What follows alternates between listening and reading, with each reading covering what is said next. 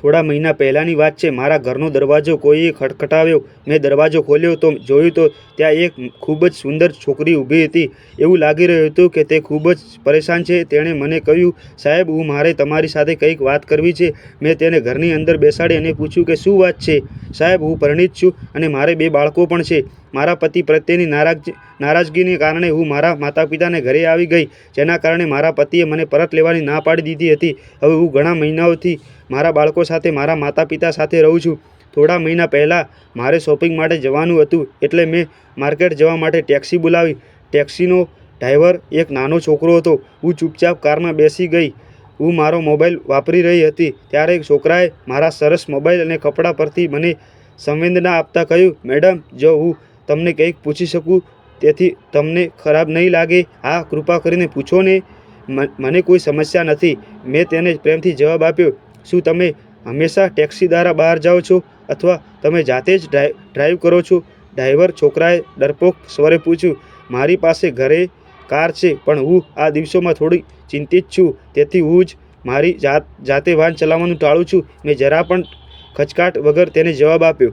જ્યાં મેં તેને ઉપાડી હતી ત્યાં તું રહે છે.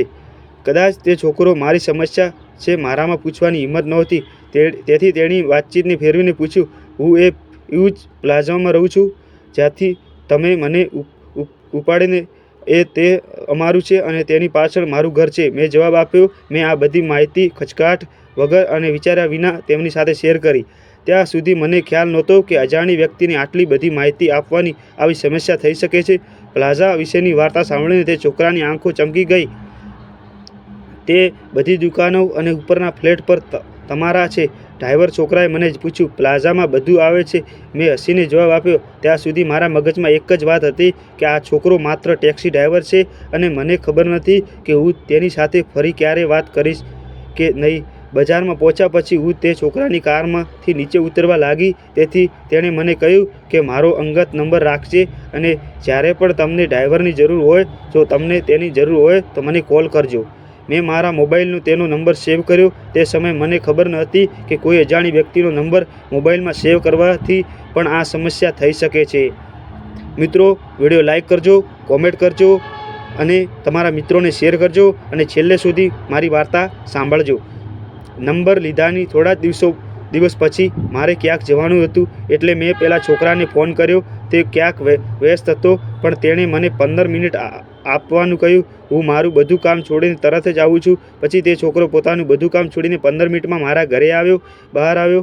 હું જ્યાં ગઈ હતી ત્યાં મને ડ્રોપ કરી. પછી છોકરાએ મને પૂછ્યું કે હું ક્યારે મુક્ત થઈશ. હું લગભગ 2-3 કલાક ફ્રી થઈશ, મેં જવાબ આપ્યો. તેણે કહ્યું કે હું અહીં છું, હું ક્યાંય જઈશ નહીં. જ્યારે પણ તમે ફ્રી હો ત્યારે મને કોલ કરો, હું તમને પાછા મૂકીશ. તેમની આ વાત સાંભળીને હું ચૂપ રહી.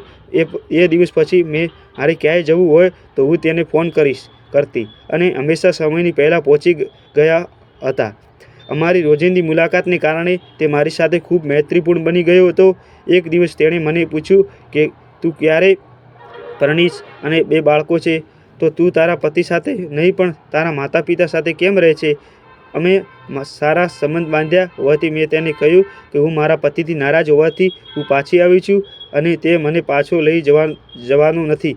પેલા છોકરાએ સૌપ્રથમ મારી પીડાને હળવેથી અનુભવી, સાંભળ્યું અને પછી એક દિવસ કહેવા લાગ્યો, મારે તમારી સાથે કંઈક વાત કરવી છે. જ્યારે મેં તેને પૂછ્યું કે તે મને શું વાત કરવા માંગે છે, તો તે રડવા લાગ્યો. તેણે કહ્યું કે હું તારા પ્રેમમાં પડી ગયો છું. તે વ્યક્તિ કેટલી કમનસીબ છે જે પોતાના બાળકોને પિતાનો પ્રેમ નથી આપતો. હું એવો છોકરો નથી. મને તારી સાથે લગ્ન કરવા છે. લગ્ન કરીને હું તમારા અને તમારા બાળકો માટે આધાર બનવા માંગુ છું. છોકરીએ કહ્યું કે સર. તેમની આ વાત સાંભળીને હું ખૂબ ડરી ગઈ હતી. મેં કહ્યું, તમે તમારી ઉંમર તો જુઓ અને મારી ઉંમર જુઓ. તું મારાથી 5 વર્ષ નાનો છે. કોઈપણ રીતે તમારું કુટુંબ શા માટે તમારા લગ્ન 2 બાળકોની માતા સાથે કરશે? તે વધુ રડવા લાગ્યો. તેણે કહ્યું કે તેઓ મારા પરિવારના સભ્યો છે. હું તેને કોઈક રીતે મનાવી લઈશ. જો તે સંમત ન થાય તો પણ હું તારી સાથે લગ્ન કરીશ. બસ તારા પતિને છૂટાછેડા આપી મારી સાથે લગ્ન કરી લે. મને એક તક આપો. હું આખી જિંદગી તને કોઈ દુઃખ નહીં આપીશ. મેં તેની વાત સાંભળી અને કહ્યું, સાહેબ, મને વિચારવાનો મોકો આપો. તમે જાણો છો કે છોકરીનું હૃદય કેટલું કમજોર હોય છે. છોકરાના આંસુ જોઈને તે મારવાનું બંધ કરી દે છે. મારી સાથે પણ એવું જ થયું છે, પણ હું ચૂપ રહી. મેં તેને તરત જ કોઈ જવાબ ન આપ્યો. તો હવે જ્યારે પણ તે મને મળે છે ત્યારે તે રડવા લાગે છે. તે મારા પગ પકડીને કહે છે, હું સાચો છું, મારો વિશ્વાસ કરો. યુવતીએ આગળ કહ્યું, સાહેબ, કોઈની સલાહ લેવી તો દૂરની વાત છે. આ વાત કોઈને પણ કહી શકતી નથી. હું ખરાબ મૂડમાં છું કે શું તે છોકરો મને ખરેખર પ્રેમ કરે છે કે નહીં. વિચાર્યું, મારે તમારી સલાહ લેવી જોઈએ. તમે મને કહો કે મારે શું કરવું જોઈએ. હું તમને એક જ વાત કહેવા માંગુ છું કે તે ઘણીવાર વાત કરતી વખતે મને પૂછે છે કે તું તારા માતા પિતાનું એકમાત્ર સંતાન છે અને તારો એક જ ભાઈ છે જેને તારા માતા પિતાને હમણાં જ દત્તક લીધો છે. તો આ મિલકતનો તારો કેટલો હિસ્સો છે? બાગ પ્લાઝાના ભાડામાંથી તમને કેટલો હિસ્સો મળે છે? લગ્ન પછી આ ધંધો કરીશું, કારણ કે તે ટેક્સીમાં જે કાર ચલાવે છે તે કોઈ બીજાની છે. મને તેની કેટલીક બાબતો પર થોડી શંકા પણ છે, પરંતુ કારણ કે મારું હૃદય તેની સાથે ભળી ગયું છે, જેથી હું બરાબર સમજી શકતી નથી. તમને તે છોકરામાં શું ગમે છે? મેં પેલી છોકરીને પૂછ્યું. તે બહુ સારી રીતે વાત કરે છે, છોકરીએ જવાબ આપ્યો. મેં કહ્યું, ઘણીવાર છોકરાઓના શબ્દ છોકરીઓને બગાડે છે. તમારી વાતને કારણે કોઈને ગમવું એ કોઈ મોટી વાત નથી તેના પર. યુવતીએ કહ્યું, સાહેબ, તે મારા પગમાં માથું રાખીને રડે છે. ક્યારેક તો જૂઠો પણ કોઈના પગમાં માથું મૂકીને રડી શકે છે. મેં જવાબ આપ્યો કે તે તમારા પગ પર માથું રાખીને નહીં, પણ તમારા પ્લેટફોર્મના પગ પર માથું રાખીને રડે છે. જ્યારે પણ તે તમારી તરફ જુએ છે ત્યારે તે તમારામાં પ્લાઝા જુએ છે, આવા પ્લાઝા જેનું ભાડું આવે છે.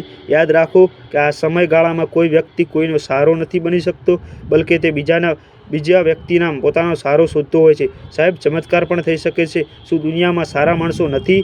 છોકરીએ નિર્દોષતાથી પૂછ્યું. મેં કહ્યું, હા, ચમત્કાર કેમ ન થઈ શકે? એ ચોક્કસ થઈ શકે છે. પણ જો તમારાથી પ્લાઝા દૂર થઈ જાય તો જે થાય તે ચમત્કાર જ કહેવાય. જો તેણીને માત્ર 2 બાળકો હોય તો માતાનો સહારો બનવાનું ગમશે, પછી આપણે તેને ચમત્કાર કહીશું. તમારે આવનાર દિવસોમાં તેને કહીને આવું કરવું જોઈએ કે જો તમે તેની સાથે લગ્ન કરશો તો તમારા માતા પિતા તમને મિલકતમાંથી કાઢી મૂકશે. પછી જુઓ કેવો ચમત્કાર થાય છે. અને જો આ રીતે તે મને પ્રેમ કરતો રહેશે. તો છોકરીએ હસતા હસતા કહ્યું. મેં જવાબ આપ્યો કે તમે મારી બધી મનોવિજ્ઞાનની ડિગ્રીઓ મારી પાસેથી લઈ લો અને મારી સામે સળગાવી દો. હું ખૂબ પીડા અનુભવું છું. બસ થોડા દિવસો પછી જ્યારે છોકરીએ છોકરાને કહ્યું કે હું મારા પતિને છૂટાછેડા આપીને તારી સાથે લગ્ન કરવા તૈયાર છું, ત્યારે છોકરો એટલો ખુશ થઈ ગયો કે જાણે તે દિવસ તેના માટે ઈદ હોય.